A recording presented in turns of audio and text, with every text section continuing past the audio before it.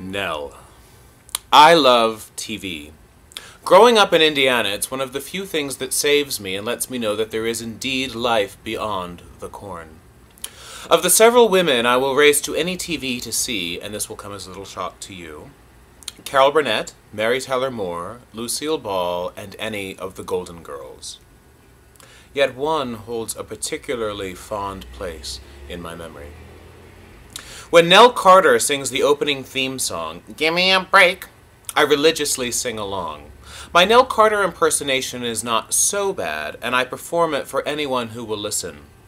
My family, at the dinner table, teachers, classmates, clergy, everyone loves Nell. Sometimes on very special episodes, Nell will sing something on the show other than the theme song.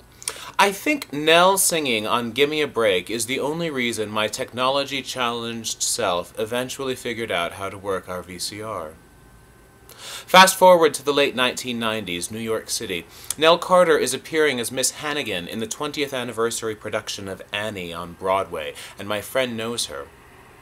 We've brought her a box of rugula from her favorite bakery, and we're escorted backstage at the Martin Beck Theater on West 45th Street. Tripping over orphans, we enter Miss Carter's dressing room. We talk for a solid hour after the matinee. Miss Carter has a lot to say about just about everything, and she's certainly not without opinions, and I'm only too pleased to be in her company and play audience.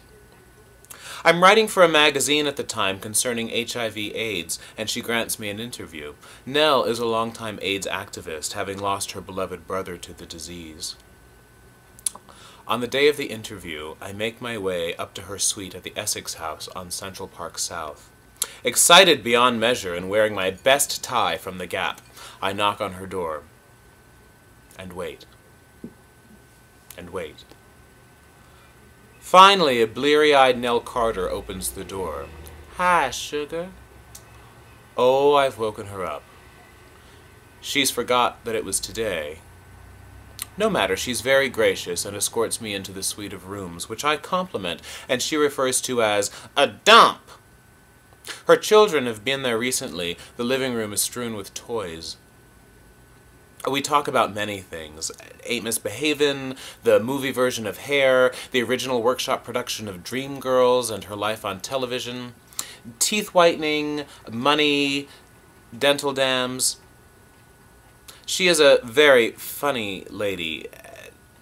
Lots of things to say about just about everything, and lots of things that she tells me are accompanied by, "And if you quote me, I'll deny it." And of course I never do.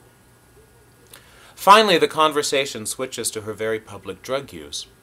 "So, what exactly did you do with cocaine? Did you inhale it? Did you sniff it? Smoke it?" To which she simply replies, "Child, whatever I could do with cocaine, I did it." Finally, we talk about her brother. They were making a bed together when he broke the news that he was positive. He told me, and I heard him, and we both just kept on making that bed. She vividly remembers his death.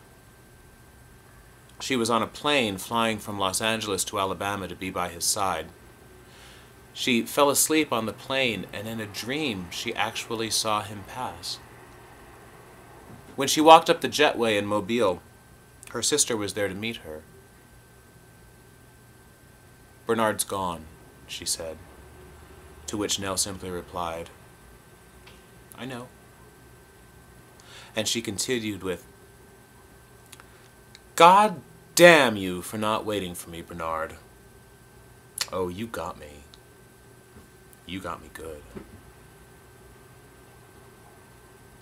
When Nell died in the early part of this century, it was reported that at the time of her death, she had less than $25 to her name and had recently filed for bankruptcy.